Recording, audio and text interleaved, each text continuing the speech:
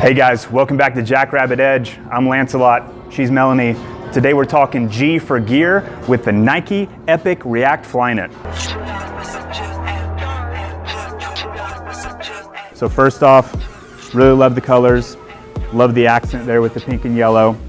It's a good looking shoe. It's something that I'm gonna wear on the run, something that I could see myself wearing in the gym.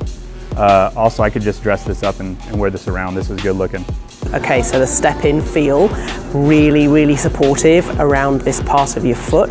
This says to me, I want to run in this shoe. Super supportive here, lots of room here for your toes to move.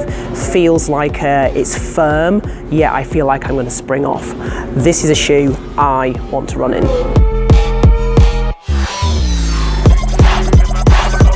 So what we got on the shoe is we got new React midsole.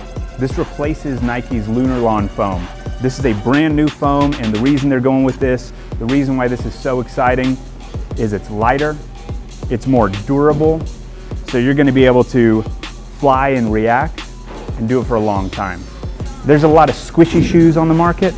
This feels light, this feels springy, but it's still sturdy, it's still stable. It's got a nice heel cup, it's gonna keep you locked in on your runs.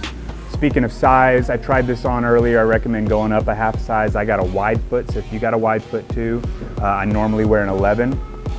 I usually go with an 11.5 in Nike. Same thing here.